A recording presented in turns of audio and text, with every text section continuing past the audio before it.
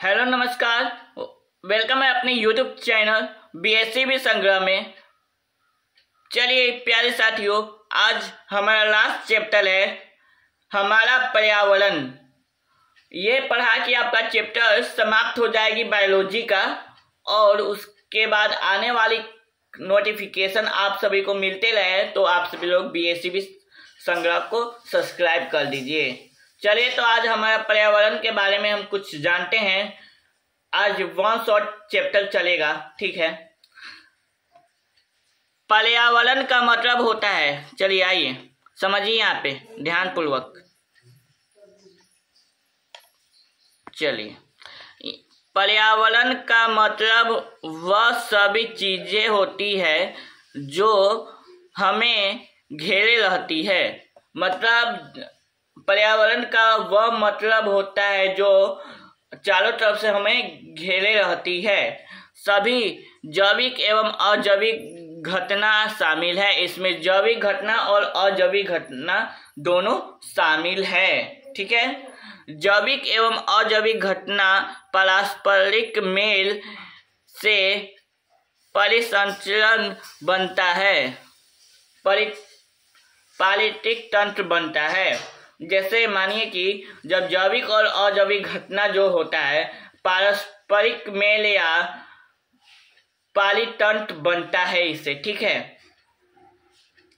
चलिए, एक पारितंत्र के जीव भोजन के लिए एक दूसरे पर निर्भर होते हैं। जैसे एक पारिलिक तंत्र में जो जीव होते हैं भोजन के लिए एक दूसरे पे निर्भर होते हैं, ठीक है। जिससे आहार श्रृंखला एवं आहार जाल बनते हैं, ठीक है। जिससे हम आहार श्रृंखला एवं आहार जाल बनते हैं इससे, ठीक है। चलिए नेक्स्ट टॉपिक है मनुष्य की गतिविधियों के कारण। मनुष्य की जो गतिविधि होते हैं उसके कारण हमारे पर्यावरण में गिरावट आ रही है। हमारे पर्यावरण में क्या आ रही है? गिरावट आ रही है। वह समस्याएं उत्पन्न हो रही है, जैसे ओजोन प्लस का ह्रास एवं कचरे का निपटान, ठीक है। चलिए अब हम पढ़ेंगे पारस्परिक तंत्र, पारिस्थितिक तंत्र। चलिए, पारिस्थितिक तंत्र क्या होता है इसके बारे में हम जानते हैं। परिभाषा से समझ लेते हैं। एक क्षेत्र है, ठीक है। चलिए, एक क्षेत्र के सभी जीव एवं अजैविक घटना मिलकर एक पारिस्थितिक तंत्र का निर्माण करते हैं। इसलिए एक पारिस्थितिक तंत्र जैविक जीवित जीव एवं अजैविक घटना जैसे तापमान, वर्षा, वायु, मृदा आदि से मिलकर बनता है, ठीक है। मतलब जैसे तापमान, वायु, वर्षा, मृदा आदि से मिलकर बना होता है। क्या बना होता है?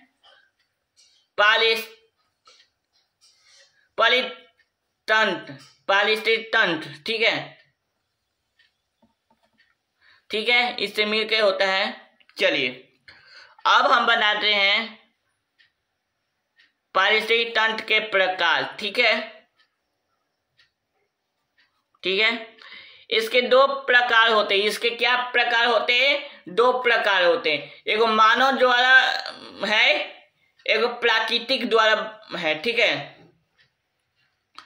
तो प्राकृतिक द्वारा क्या बनाया गया था? जैसे जंगल, संसार, सागर, झील, ये सब बनाया गया था। प्राकृतिक द्वारा बनाए गए वस्तु को, प्राकृतिक जो बनाए हैं नेचुरल, और मानव निर्मित जो होते हैं, तो मानव द्वारा बनाए गए उन वस्तु के नाम हम बता देते हैं। जैसे खेत है, जलाशय है, बगीचा है, फैन है, जितने भी इन्वेंशन जो मनुष्य कर रहा है, मानव बना रहा है, जैसे पंखा बना रहा है, कार बना रहा है, स्कूटर बना रहा है, जीप बना रहा है, ये सब क्या है, आपको मानव निर्मित संसाधन है। ठीक है, मानव निर्मित परितंत्र है। ठीक है, जो चलिए प्राकृतिक परितंत्र के प्राकृतिक जो परितंत्र जो प्राकृतिक में विद्यमान है। ठीक है, जैसे जंगल है, सागर है, झील है। मानव निर्मित परितंत्र, ठीक है, तो जो परितंत्र मानव ने निर्मित किए हैं उन्हें मानव निर्मित परितंत्र तंत्र कहते हैं, जैसे खेत, जलाशय, बगीचा। ठीक है, आई होप यह समझ में आ गया होगा। चलिए आगे बढ़ते हैं।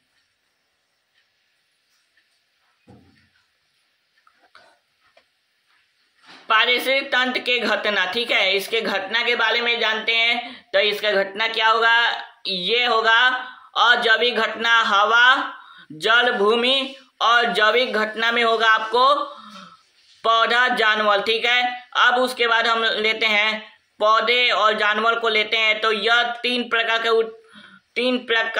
करेगा। ठीक है, तो इसमें उत्पाद बनाएगा, उपभोक्ता होगा और अपघटन होगा। ठीक है, उपभोक्ता में आपको आ जाएगा 4 प्रकार में, शाकाहारी आएगा, मांसाहारी आएगा, स्वरहारी होगा, अपरिजीवी होगा। ठीक है, ये आप सभी को समझ में आया होगा। ठीक है, तो चलिए आगे, और चैनल को सब्सक्राइब नहीं किए हैं तो सब्सक्राइब कर लीजिए। ठीक है, तो चलिए हम आगे बताते हैं। अजैविक घटक। अजैविक घटक क्या है इसके बारे में हम जानते हैं।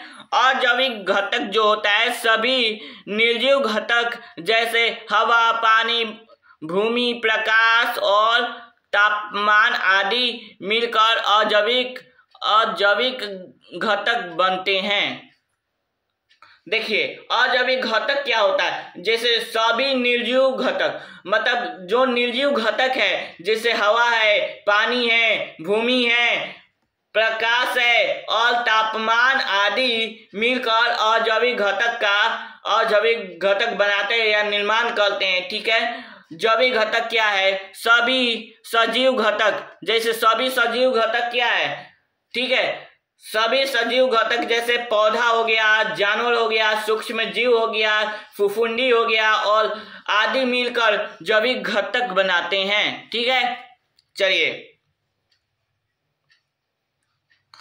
आहार के आधार पर, आहार जो होते हैं ना, हम लोग आहार लेते हैं, तो आहार के आधार पर जैविक घटक को निम्न में बांटा गया है। तो चलिए निम्न में क्या क्या बांटा गया है तो इसके बारे में हम समझ जाते हैं। चलिए आइए, सबसे पहले है आपका उत्पाद है। ठीक है, उत्पाद हम पढ़ेंगे। तो उत्पाद क्या कहता है, सभी हरे पौधे, नील, हरी शैवाल अपना भोजन शर्करा एवं स्टार्च,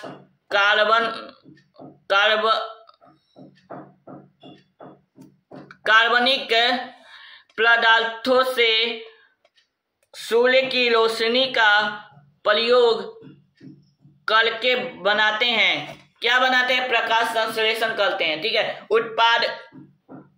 उत्पादक में, ठीक है, उत्पादक में हम बता देते हैं सभी हरे पेड़ पौधे, जो हरे पेड़ पौधे हैं और नीली हरी शैवाल है, जो नीली हरी शैवाल आप लोग सभी जानते होंगे, जो गांव के लोग हैं, ग्रामीण क्षेत्र के जो लोग हैं, नीली हरी शैवाल जब बारिश होती है तो मैल जो बैठता है, मैल जो बैठता है अंगना में, वो क्या है, नीला हरा शैवाल है।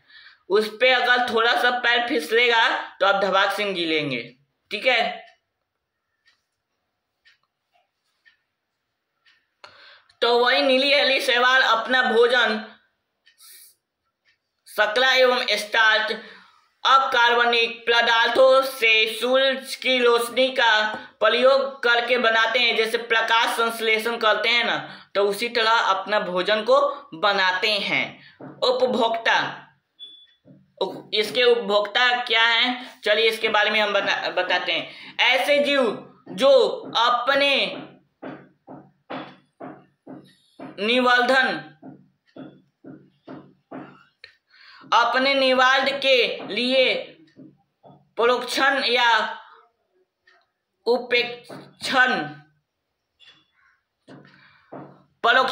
उपप्रोक्षण रूप से उत्पादों पर निर्भर करते हैं। उपभोक्ता क्या करते हैं? ऐसे जीव जो अपने निर्वाह के लिए प्रोक्षण या उपप्रोक्षण रूप में उत्पादों पर निर्भर करते हैं। उपभोक्ताओं को निम्न प्रकार में बांटा गया है। तो चलिए तो इसके बारे में हम जानते हैं उपभोक्ताएं कौन कौन से हैं। सबसे पहले है शाकाहारी। शाकाहारी के बारे में बात किए तो यह बहुत अच्छे हैं शाकाहारी लोग। तो चलिए इसके बारे में हम जान लेते हैं। तो शाकाहारी क्या करते हैं? पौधे एवं पत्तियां, पौधे जो होते हैं पौधे एवं पत्ते खाते हैं खाने वाले, जैसे बकरी, हिरण। मतलब जो होते हैं क्या, जैसे शाकाहारी में पौधा एवं पत्ती खाने वाले जो शाकाहारी लोग होते हैं उसे जैसे बकरी हो गया, हिरण हो गया। मांसाहारी में जो मांस मछली खाने वाले लोग होते हैं तो उसमें कौन आते हैं? जैसे में होते हैं शेर, मगरमच्छ, ठीक है, मांसाहारी है, ठीक है। शाकाहारी में आते हैं पौधे एवं मांस दोनों खाने वाले, जैसे कौवा और मनुष्य। क्या कहते हैं? शाकाहारी, मतलब दोनों खाने वाले, मांस मछली दोनों खाने वाले हैं। मनुष्य उस शाकाहारी जो जैसे पौधे एवं मांस दोनों खाने वाले, मतलब पौधे को भी खाते हैं मांस को भी खाते हैं, दोनों खा लिए। तो वो क्या हो गया? जिसे कौवा खाता है, पेड़ एथी भी खा लेता है, शाकाहारी भी खा लेता है, चावलों खा लेता है, ठीक है। तो वो क्या है? कौवा एक है शाकाहारी और मनुष्य है शाकाहारी, ठीक है, वो दोनों खाता है। परजीवी के बारे में बात करें तो दूसरे जीव के शरीर में रहने वाले भोजन लेने वाले, जैसे जूं, अमलबेल, ठीक है। जो परजीवी होते हैं वो दूसरे के शरीर में रहते हैं और अपना भोजन खुद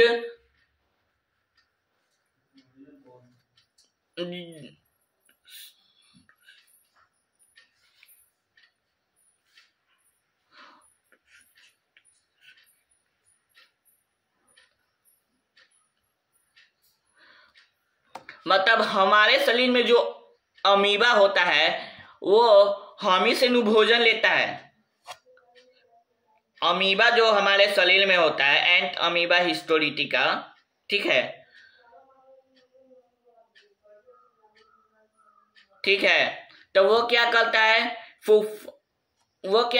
दूसरे के शरीर में ला के अपना भोजन निकालता है और उस बैक्टीरिया को खुद छोड़ देता है। जैसे जू हो, खाना खा लेगा, पीछे से निकाल देगा, उसका जो एथी होता है वो हमारे बॉडी में साइड इफेक्ट भी कभी कभी कर देता है, उससे हम लोग का तबीयत भी खराब हो सकता है।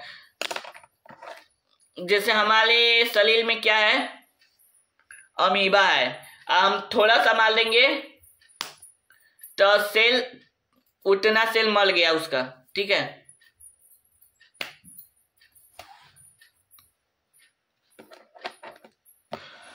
बैक्टीरिया है, उतना बैक्टीरिया हमारे शरीर में क्या है? बैक्टीरिया है, बैक्टीरिया होता है, ठीक है।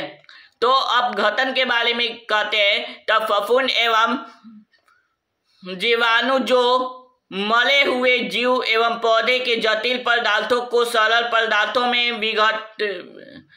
विघटित कर देता है, उस प्रकार अपघटन स्रोत भी भरपाई में मदद करती है। जो अपघटन जो होता है, फफूंद एवं जीवाणु जो होता है, जो कि मरे हुए जीव एवं पौधे में जटिल पदार्थों को सरल पदार्थों में विघटित कर देता है।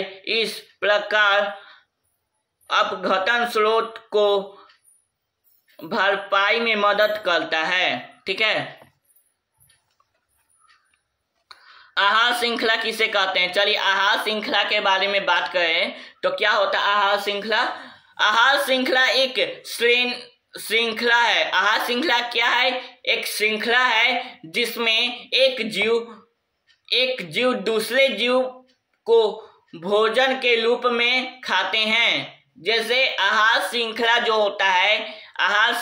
होता है तो आहार श्रृंखला एक ऐसी श्रृंखला है जिसमें एक जीव दूसरे जीव भोजन के रूप में खाते हैं। जैसे उदाहरण में घास, हिरण, सेल। मतलब घास को हिरण खाया, हिरण को सेल खाया, ये क्या है? आहार श्रृंखला का श्रेणी क्रम है। ठीक है, मानव क्या करता है? मनुष्य क्या करता है? मनुष्य जैसे बकरी हुआ तो बकरी सबसे पहले पत्ता खाएगी, घास खाएगी। बकरी पत्ता खाएगी, घास खाएगी और उसके बाद मानव खाएगा एथी को। तो ये क्या है? ये आहार श्रृंखला का छोटा छोटा गतिविधि है। चलिए, ऐसे ही होता है आहार श्रृंखला। एक आहार श्रृंखला में उन जैविक घटकों को जिसमें ऊर्जा का स्थानांतरण होता है पोषी स्थल कहलाता है। वो क्या कहलाता है? पोषीय स्थल कहलाता है। एक आहार जो श्रृंखला होता है उसमें उन जैविक घटकों को जिसमें ऊर्जा को स्थानांतरण होता है पोषीय स्थल कहलाता है। ठीक है, एक आहार श्रृंखला में ऊर्जा का स्थानांतरण एक दिशा में होता है। एक आहार श्रृंखला जो होता है उसमें ऊर्जा का स्थानांतरण एक दिशा में होता है। ठीक है, हरे पौधे सूरज की ऊर्जा का 1% भाग जो पत्तियों पर पड़ता है वह अवशोषित कर लेता है। जैसे हरे पेड़ पौधे जो होते हैं, हरे पेड़ पौधे जो सूरज की ऊर्जा 1% भाग पत्ती पे पड़ता है उसको अवशोषण कर लेते हैं। और 10 नियम एक पोषीय स्थल दूसरे पोषीय स्थल के 10% नियम एक पोषीय स्थल से दूसरे पोषीय स्थल में केवल 10% ऊर्जा का स्थानांतरण होता है। ठीक है, जबकि 90% ऊर्जा वर्तमान पोषीय स्थल में जैविक क्रियाओं में उपयोग होती है। ठीक है, उपभोक्ता के अगले स्तर के लिए ऊर्जा की बहुत ही कम मात्रा में उपलब्ध पत्ती। अतः आहार श्रृंखला में सामान्यतः 3 अवस्था 4 चरण ही होते हैं।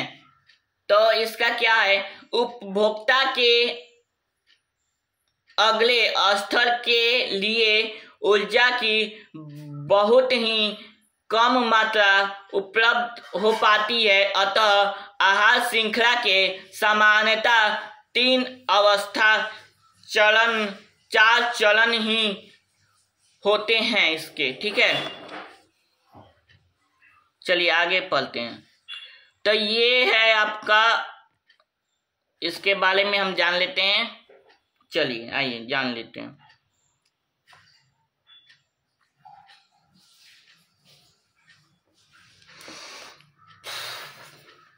पहला है तृतीय उपभोक्ता 1 केजी जूल बनाता है अपना ऊर्जा। ठीक है, और द्वितीय उपभोक्ता क्या करता है? 10 केजी जूल बनाता है अपना। ठीक है, प्राथमिक उपभोक्ता 100 केजी जूल ऊर्जा वाहक करता है। ये पोषी स्थल है, ये ऊर्जा वाहक है, ऊर्जा को वाहक कर देता है। ठीक है, और प्राथमिक उपभोक्ता 100 केजे ऊर्जा करता है और उपभोक्ता क्या करता है, 1000 वाहक करता है ऊर्जा। ठीक है, ये तृतीय उपभोक्ता है, द्वितीय उपभोक्ता है, प्राथमिक उपभोक्ता है और उत्पादक है। ठीक है,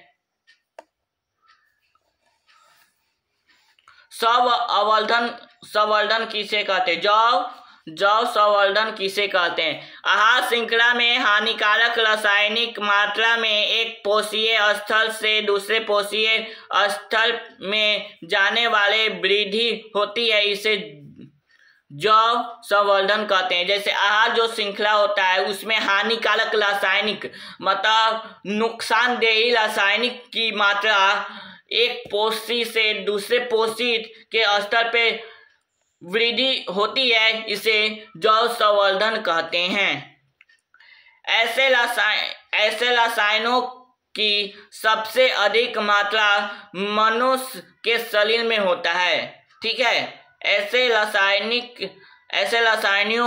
की सबसे अधिक मात्रा मानव के शरीर में होता है। आहार जाल किसे कहते हैं? चलिए आहार जाल के बारे में समझ लेते हैं।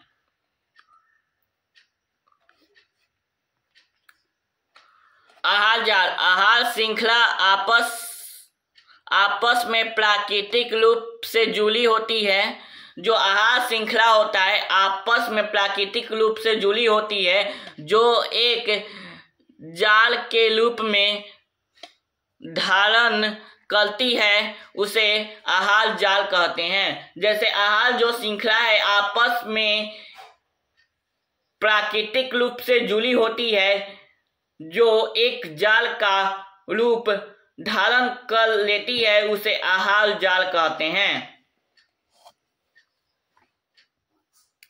जैसे ये क्या है आप सभी का, ये देख लीजिए आप सभी लोग, ये क्या है आप सभी का, ये देखिए यहाँ पे,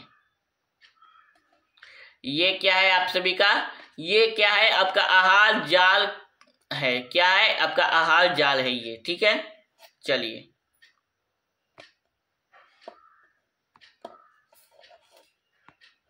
सबसे ज्यादा आजकल चल रहा है पर्यावरण की समस्या। ठीक है, और पर्यावरण की समस्या जो होता है उसके बारे में फुल डिटेल वीडियो आपके नेक्स्ट क्लास में आएगा पॉल्यूशन पे, और उससे आप सभी लोग समझ के आप सभी बढ़िया से क्लास कीजिएगा। वो आप सभी लोग के लिए बहुत इम्पोर्टेंट होगी। अगर वो आप नहीं देखेंगे तो उसमें आपको कुछ ये जो पढ़े हैं इसमें समझ में नहीं आएगा, और जो पोल्यूशन होता है किस कारण के वजह से होता है, उससे साइड इफेक्ट क्या होता है, और इसके बारे में सभी समस्या का निर्धारण एक लेक्चर में होगा जो संडे को आएगा। सुपर संडे के दिन आप सभी का यह क्लास आएगा। ठीक है, पोल्यूशन पे। ठीक है, और उसी में ये सबके ओजोन परत के कारण क्या होता है, छेद होने पे क्या होता है, इसके बारे में हम उस चैप्टर के अंदर हम पूरा वीडियो हम आपको समझा देंगे। चलिए साथियों, तो हम पर्यावरण की समस्या थोड़ा पढ़ लेते हैं। क्या होता है पर्यावरण की समस्या? सबसे पहले आते हैं, अपना कलर चेंज कर लेते हैं थोड़ा।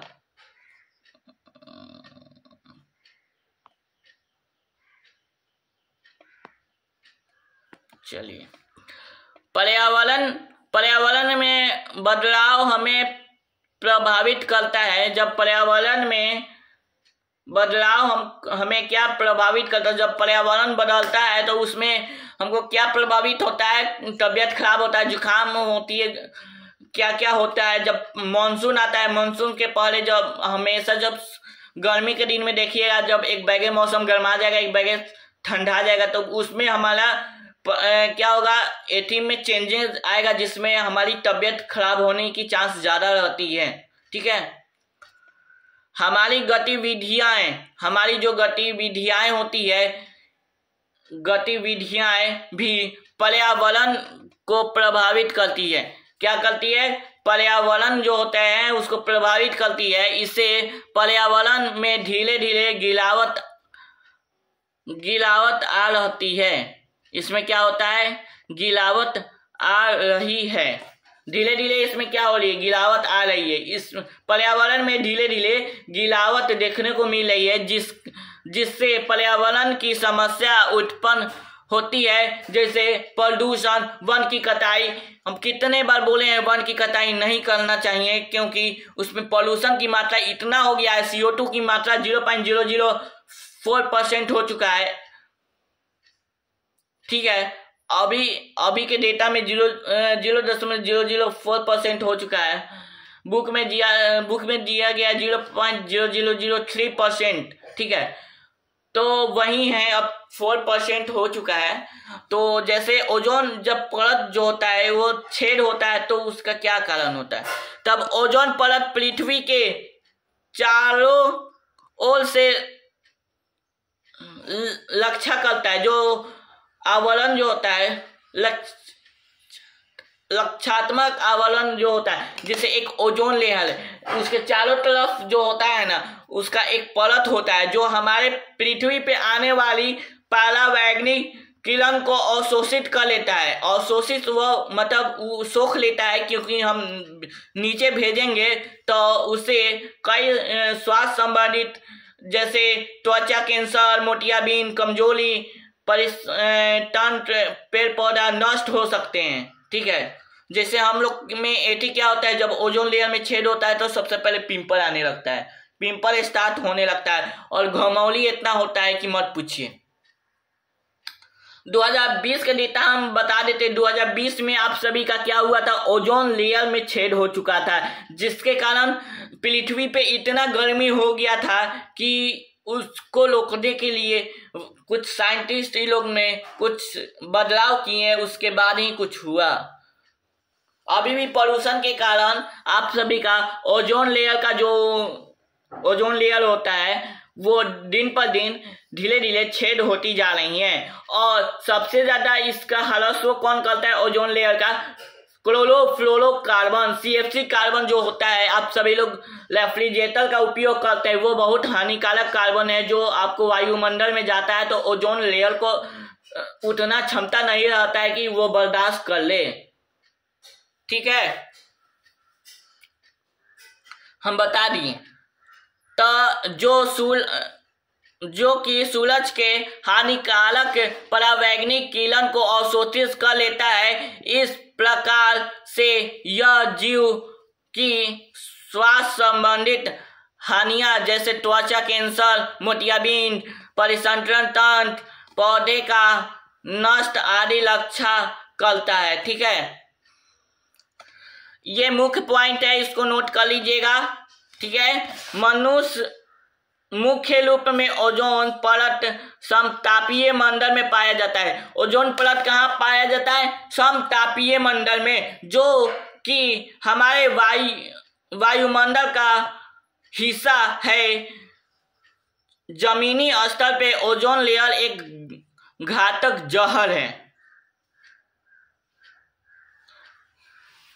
जमीनी स्तर पे देखा जाए तो यह क्या है, एक घातक स्थल है। ठीक है, ओजोन का निर्माण, अब इसके बारे में पढ़ेंगे, ओजोन का निर्माण कैसे हुआ।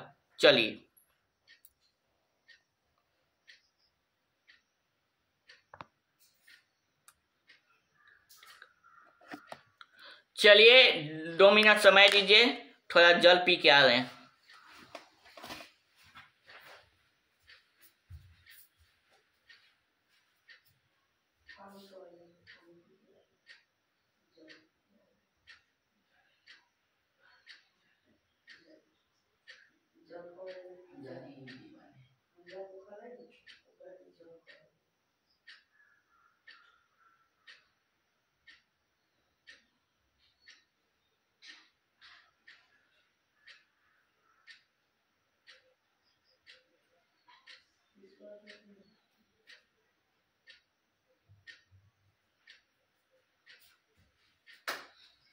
चलिए आइए जुड़िए जल्दी फटाक से।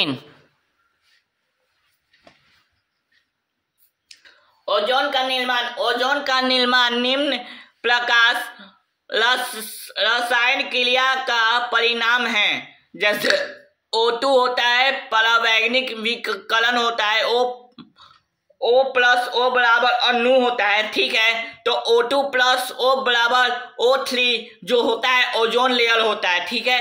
O3 जो होता है आपका ओजोन लेयर होता है, ठीक है। चलिए आइए आगे बढ़ते हैं।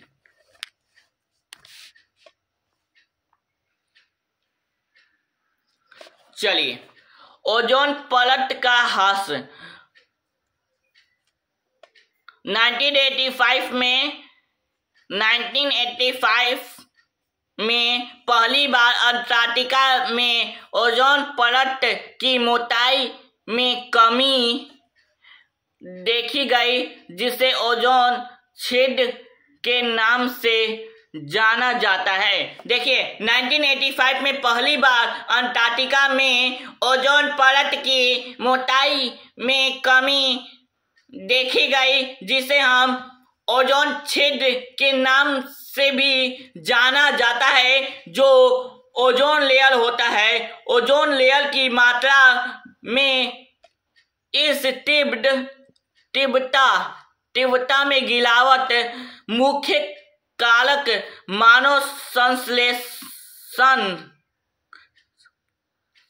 संश्लेषित जो होता है रसायन, ठीक है, क्लोरोफ्लोरोकार्बन मतलब CFC कार्बन में माना गया, ठीक है। इसको क्या माना गया? CFC कार्बन माना गया, जिसका उपयोग शीतलन एवं अग्निशामक के लिए किया जाता है, ठीक है। जो CFC कार्बन जो होता है, जब आग लगता है, शीतलन जब होता है, जब आग लगता है, उसमें हम लोग क्या करते हैं? क्लोरोफ्लोरोकार्बन का उपयोग करके हम उसको बुझाते हैं कि आग जल्द से जल्द बुझ जाए, ठीक है। तो 1987 में संयुक्त राष्ट्र पर्यावरण कार्यक्रम जो होता है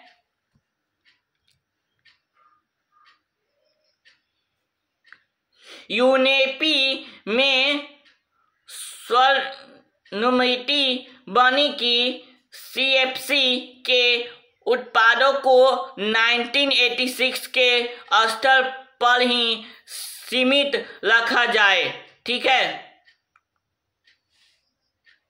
ठीक है।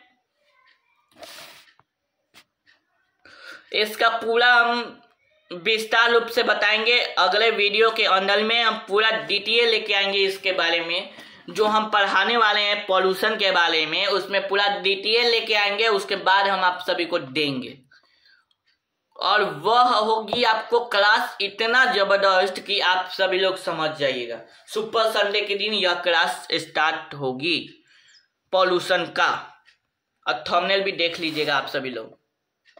कचरा प्रबंधन से आप क्या समझते हैं? जैसे कचरा प्रबंधन है, जैसे आज के समस्या में अपशिष्ट निपटान एक मुख्य समस्या है, जो कि हमारे पर्यावरण को प्रभावित करती है।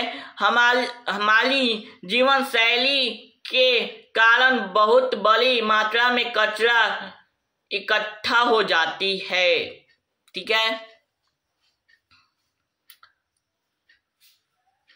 जैसे आज के समस्या के उपस्थित निपटांग जो एक मुख्य समस्या है, जो कि हमारे पर्यावरण के प्रभावित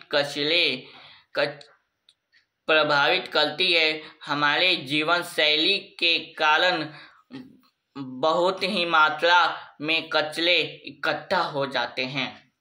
हमको जितना इकट्ठा करना है, मानिए कि हमको हमारे घर में 4 गो परिवार है, इतना कचरा रख दिया जाए तो आपको कैसा लगेगा?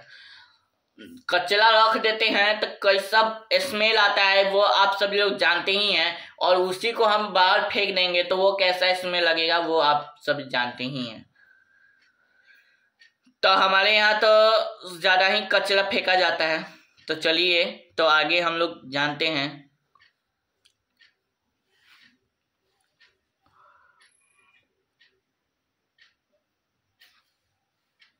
जैव निर्मीकरणीय पदार्थ। जैव निर्मीकरणीय पदार्थ क्या है?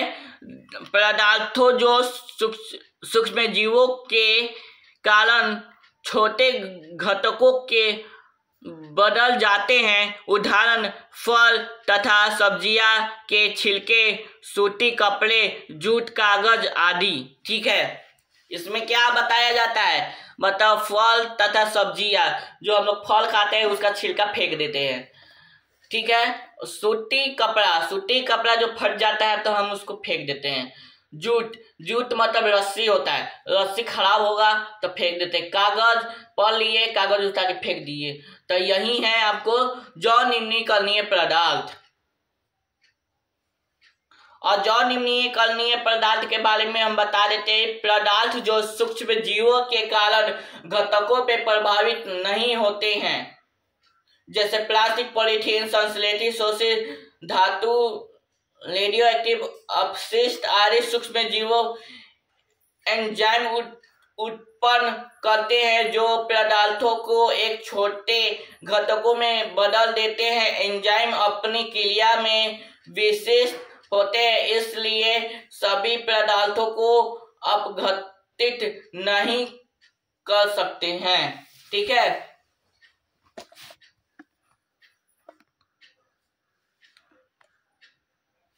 चलिए कचरा प्रबंधन की विधियां क्या है? जैव मात्रा संयंत्र क्या है? जैव मात्रा संयंत्र के बारे में जानते हैं। जैव निर्मीकरणीय पदार्थ जो कचरा इन संयंत्र द्वारा जैव मात्रा का खाद्य में परिवर्तन किया जाता है। ठीक है, सीवेज उपचार तंत्र, नाली के पानी को नदी में जाने से पहले इसे परितंत्र द्वारा संशोधित किया जाता है। सीवेज जो होता है उपचार तंत्र, सीवेज जो होता है जब नाली की पानी को हम नदी में जाने से पहले इस तंत्र द्वारा संशोधित किया जाता है। कूड़ा भराव क्षेत्र,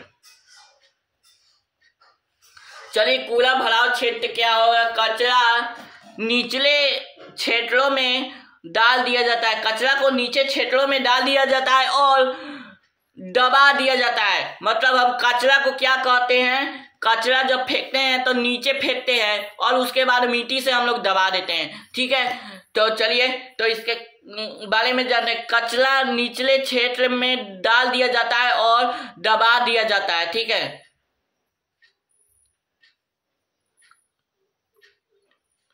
कंपोस्टिंग क्या है? जो कचरा कंपोस्टिंग गुटे में भरकर ढक दिया जाता है। मिट्टी द्वारा 3 महीने में कचरा खाद में बदल जाता है। जैसे मानिए कि हम क्या करते हैं, जैसे हम जेसीबी से 5 फीट मिट्टी खोदवा दी है, उसमें जितना कचरा ये सब है उसको डाल देते हैं। ठीक है, सब्जी के छिलका, गोबर डाल दिए, क्या क्या डाल दिए, वो सड़ के क्या बन जाएगा? खाद बन जाएगा। उसको हम डाल देंगे फसल में तो वो क्या बनेगा? फसल बढ़िया से उपज क्षमता बना देगी। गोबर सबसे अच्छा है। आजकल देख रहे हैं कि खेत में यूरिया की मात्रा और क्या क्या केमिकल डाला जा रहा है, जिसके कारण हमारा शरीर में कोई तुरंत हम लोग क्या हो जा रहे, वो भोजन खा रहे हैं, उसके बाद हमारे शरीर क्या हो रहा है? विभिन्न प्रकार की समस्या उत्पन्न कर रहा है। कभी किडनी फेल, कभी लीवर डैमेज, ये सब क्या है? ये सब हम लोग ज्यादा हम लोग क्या कर रहे हैं? खाद डाल रहे हैं खेत में, क्योंकि खाद जब हमको 6 महीना के अंदर में 6 महीना, जैसे कोई भी पहले जो होता था 6 महीना में खेती हो जाता, अब 3 महीना में फसल बन के रेडी। 3 महीना, अब तो वो नहीं, 5G के स्पीड चल रहा है अब पूरा। अब कोई दिक्कत नहीं है। मतलब अभी गेहूं रोप दिए, मानिए हम गेहूं का अभी सीजन नहीं है, धान का सीजन है, धान हम लोग दिए और 3 महीने के बाद देखेंगे कि फसल लेडी। जिसको समय लगना है आपको कई महीना 6 महीना समय लगना है, वो है आपको 3 महीना के अंदर में फसल रेडी हो जाता है। अब क्या है उसमें इतना ना केमिकल डाल दिया जाता है, इतना ना केमिकल डाला जाता है कि मत पूछिए आप सभी लोग। ठीक है, यही है आपका। ठीक है, पुनः चक्रण के बारे में हम जान लेते हैं। और जब एक निम्नीकरण पदार्थ कचरा पुनः इस्तेमाल के लिए नए पदार्थ में बदल दिया जाता है। जैसे हम लोग क्या करते हैं कि प्लास्टिक जो होता है, हम लोग आजकल तक बच्चा लोग का छात्रों का देख रहे हैं या बड़े अंकल या आंटी लोग को देख रहे हैं, स्प्राइट जो होता है आजकल, स्प्राइट ये लोग पीते हैं, स्प्राइट पी के फेंक देते हैं, प्लास्टिक फेंक देते हैं। तो वही कचरा वाला आता है तो प्लास्टिक बीन के ले जाता है, ले जाने के बाद आपको वो क्या करता है, कचरा वाले को दे देता है। जैसे एक होता है ना, जैसे हम लोग पढ़ लिए लिख लिए, उसके बाद 1 साल के बाद कॉपियां हम दे देते हैं कचरा वाले को, तो वो कचरा वाला वो अब तक बेच देता है। बेच के तब वही जो सामान होता है प्लास्टिक, उसको हम वो भर के जाता है रिसाइकिल में। कहाँ जाता है, रिसाइकिल कर दिया जाता है, रिसाइकिल करके उसके बाद भेज दिया जाता है फैक्ट्री में। वहीं आपको बन के फिर से रिटर्न आता है हम लोग के पास कॉपी उससे ही बनता है। जिससे हम लोग पढ़ लिए, उसमें पढ़ के क्या क्या कर दिए, वही कॉपिया जाएगा उसमें क्या करेगा, केमिकल डालेगा, केमिकल डाल के उसको फ्रेश करेगा, फ्रेश करने के बाद उसी को फिर रिटर्न हमारे पास भेज देगा। ऐसे ही इसका काम चलता है। ठीक है, पुनः चक्रण का बात करें तो पुनः चक्रण ऐसे ही होता है। पुनः उपयोग, उसको उपयोग कैसे, इस्तेमाल कैसे करते हैं, जैसे आजकल मानिए कि कोई भी एथी चल रहा है, पुनः उपयोग अभी बताए थे। पुनः उपयोग जैसे हम भेज दिए उसको, तो वह क्या किया, फैक्ट्री में जाया तो उसको कोई केमिकल डाल के उसको फिर से रिकवर करके तब एथी बनाता है। आजकल का प्लास्टिक जो होता है ना, हम लोग कुर्सी पे बैठते हैं, वो क्या बनता है, वो प्लास्टिक से जो उसको काला करके तब बनाता है उस फैक्ट्री में। ठीक है, यह एक पारिस्थितिक तरीका है जिसमें एक वस्तु का पुनः इस्तेमाल कर सकते हैं। उदाहरण, अखबार से लिफाफा बनाना। आजकल हम लोग क्या करते हैं, शादी में जाते हैं तो लिफाफा तो हम लोग देते हैं ना, तो उसमें क्या होता है, तो उसमें थोड़ा कूट का उपयोग करते हैं, तो लिफाफा बना के हम लोग भेज देते हैं। आजकल तो चिट्ठियों तो हम लोग लिफाफा के थ्रू ही भेज देते हैं, तो वो सब हो रहा है। तो साथियों, यह इतना ही चैप्टर था जो हम इतना ही टॉपिक्स जो हम आप सभी को बहुत एक्सप्लेन करके ही बताए हैं, जो आप सभी का बोर्ड एग्जाम में बहुत महत्वपूर्ण भूमिका निभाएगी।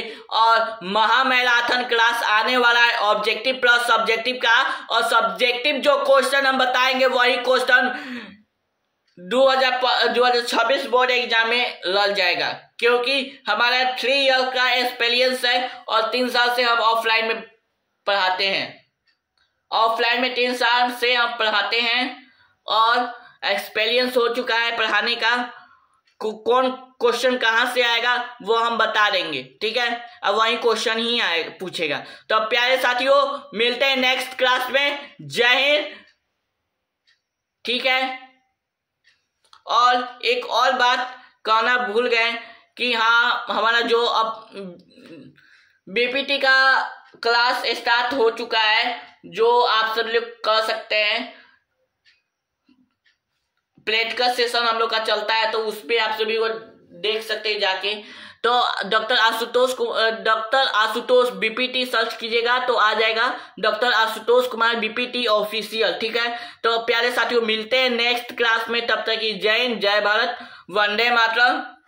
और पॉल्यूशन की क्लास देखना ना भूले। हम तुरंत अपलोड करेंगे।